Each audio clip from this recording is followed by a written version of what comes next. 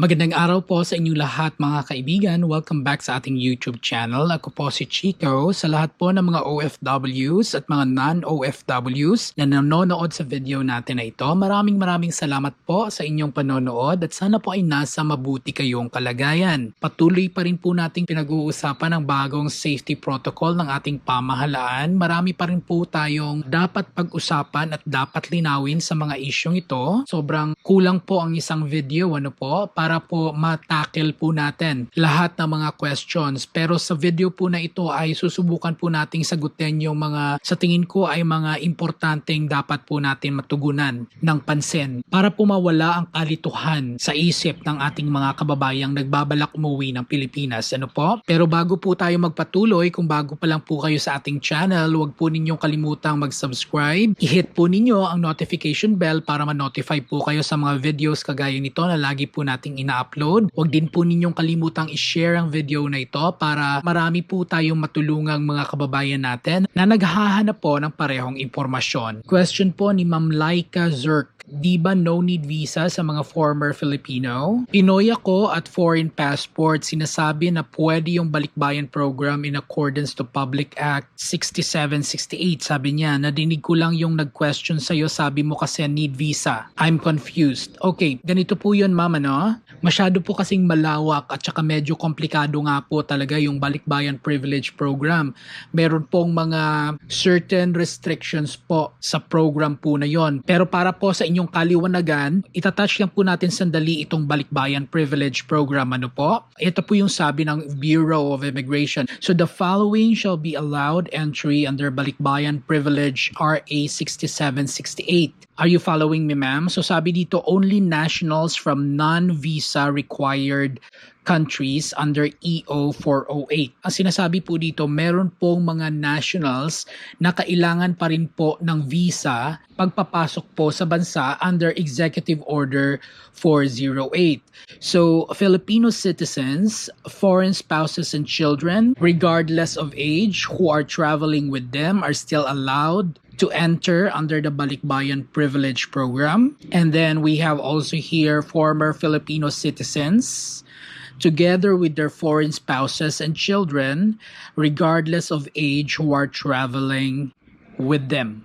So ang ibig ko pong sabihin doon, yung mga nationals po. I'm so sorry kung medyo nagdulot po ng kalituhan yon, pero yun po yung ibig kong sabihin. Yung mga nationals from non-visa required countries. Okay po? At eto pa, para mas lalo tayong maliwanagan tungkol dito sa balikbayan privilege, Sabi dito, the balikbayan privilege allows former Filipino citizens, such as Filipinos who have been naturalized British or Irish citizens or American citizens and their families a visa-free stay in the Philippines for a maximum of 1 year, regardless of the frequency of travel or visit. So, ito po yung mga requirements for the former Filipino citizen. Valid passport, supporting documents to prove former Philippine citizenship, kagaya po ng canceled Philippine passport or Philippine birth certificate. Pwede din dyan ang naturalization paper to show former Philippine citizenship at certification from adopted country. With regards naman po sa inyong mga asawa at sa inyong mga anak, so sabi dito, the spouses and minor unmarried children of former Filipino citizens must present the following documents to the Philippine Immigration Officer at the point of entry. So kailangan po ng valid passport, marriage certificate for the spouse, and birth certificate for minor children or adoption papers for adopted children. And meron po tayong importanteng reminder po dito. Ang sabi, the spouse and minor dependents of former Filipino citizens may enjoy balikbayan privilege provided that the following conditions are met. 1, that they are not required entry visas under existing regulations. And second, they are traveling together with the balikbayan spouse or parent to the Philippines. Okay po, so sana klaro po yun, Miss Laika Zerk. Okay, so tuloy-tuloy na po tayo. Sa lahat po ng mga returning overseas Filipinos, OFW man or non-OFW, pagkatapos po ninyong maswab at lumabas po ang inyong negative swab test sa pang-7 araw ng inyong quarantine sa Maynila, ay endorso na po kayo sa inyong mga LGUs para mag-home quarantine para po tapusin yung remainder ng 14 days sa inyong mga bahay. Friday. Pero ang sinasabi po natin lagi dito ay depende po sa inyong mga LGUs kung papayagan po kayong mag-home quarantine. Marami po ang nagme-message sa atin dito sa YouTube at nagsasabing magpakita ka ng pruweba na yun ang sinasabi ng mga LGU. Ayaw naming maniwala dahil sobrang pahirap na yan. Okay, so naghanap kayo ng pruweba, papakita natin yung pruweba. Ito po. Shout out nga po pala sa isa nating YouTube subscriber dyan sa Sultan Kudarat. Ito po ay isang executive order ng Sultan Kudarat government. Ipinasa niya po sa aking Facebook page. Gusto ko lang pong i-share sa inyo para mapatunayan po natin na talagang depende po talaga sa mga LGUs yon. Ano po? So babasahin po natin itong Section 28 ng Executive Order Number 02 Series of 2021 ng Province of Sultan Kudarat. Okay, so babasahin ko po para klaro po sa atin, para wala po ako makalimutang mga salita. So Section 28, Acceptance of Repatriated Overseas Filipinos and Locally Stranded Residents of Sultan Kudarat from Other Places or LSIs.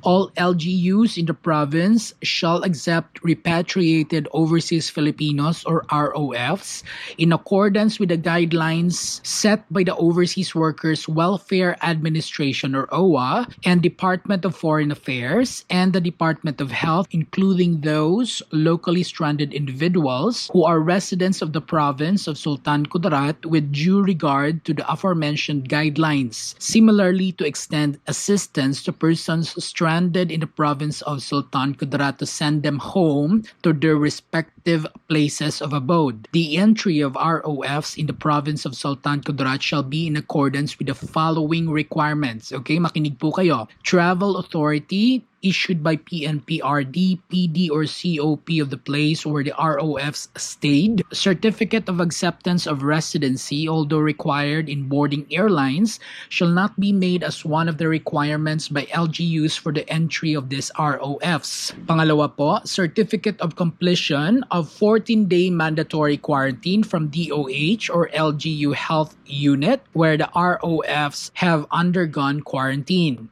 Third, proof of negative COVID-19 test results or health declaration form. Pang-apat, all ROFs shall be registered in the COVID-19 triage located at the evacuation center at the old Sultan Kudarat Provincial Hospital prior to sending them to their different places of abode. Panglima po, receiving LGUs to enforce health protocols as established in Section 9 hereof and consistent with DILG issuance in fetching ROFs. No family member or relative shall be allowed to fetch the ROFs. And number 6, strict and regular monitoring of the births at the isolation units shall be undertaken. Okay, tuloy-tuloy po tayo. Ang sabi po dito, let's jump into the second paragraph. To ensure monitoring of quarantine and isolation of these LSIs or ROFs, an isolation unit prepared by the LGUs are preferred. Okay?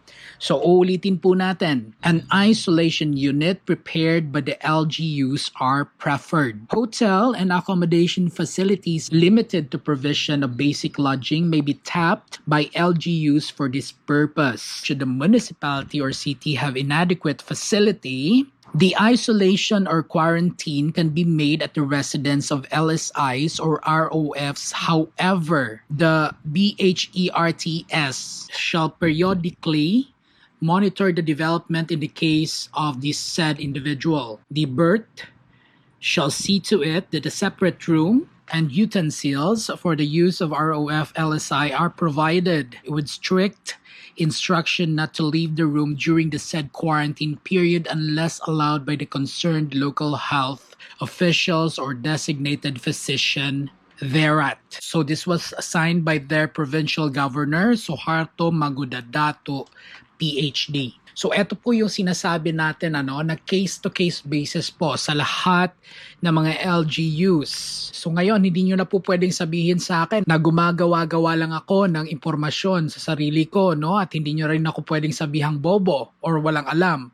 Dahil ayan, nabasa na ninyo, binasa ko sa inyo na kailangan ay sa isang quarantine facility, mag-quarantine ang mga returning overseas Filipino. Pero kung wala nang pwesto doon, kung puno na, pwede nang sa bahay. So sana klaro na po yon sa inyo. So mag-move on na po tayo sa ibang katanungan. Ang tanong po ni Sir Robert Glenn Gamutan, hindi po ito tungkol sa protocol. Ano po? Ito po ay tungkol sa AKAP. Okay, ang tanong po niya dito, ilang days ba ma-release ang cash assistance ng DOLE AKAP from the date na na-approve po yung aking application? So ang gagawin po ninyo ay maghintay na lamang po kayo ng email or text ng OWWA. Magte-text po ang OWWA sa inyo ng reference number ng pera padala. So after po niyan, pwede na po ninyong kunin ang pera sa Pera Padala Center. Tanong naman po ni Mr. Chris Labrado. Hi po sir, ask lang po ako, kahit po ba may direct flight ako, kailangan po ba na dumaan pa rin sa Maynila for quarantine? Hong Kong to Cebu po ang aking direct flight, OFW po ako. Sir Chris, hindi na po ninyo kailangan dumaan ng Maynila.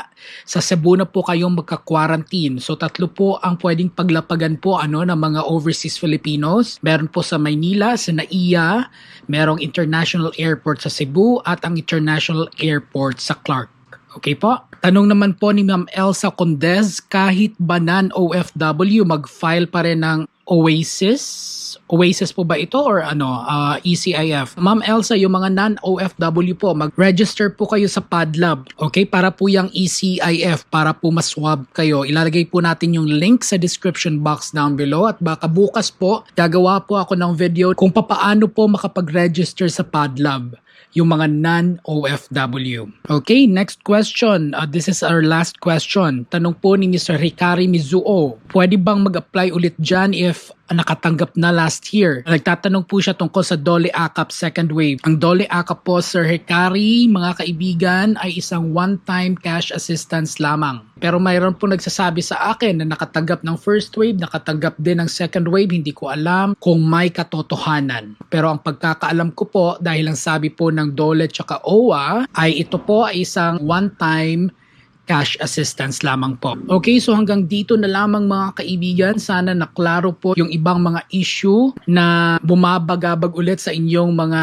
isipan. Bukas po ulit, abangan po ninyo ang ating bagong video. Kung meron pa po kayong katanungan, wag po kayong mahihiyang magtanong sa comments box section. Susubukan ko pong sagutin ang inyong mga katanungan. Wag po ninyong kalimutang i-share at like ang video na ito para malaman po ni YouTube na importante po ito at may share po niya sa ibang mga manonood na naghahanap po ng parehong impormasyon. Huwag din po ninyong kalimutang mag-subscribe sa ating YouTube channel. I-hit po ninyo ang bell notification para ma-notify po kayo sa mga bagong videos kagaya po nito na lagi po nating ina-upload. I will see you guys in my next video. Spread love and not hate everyone. Love one another and stay safe. Bye!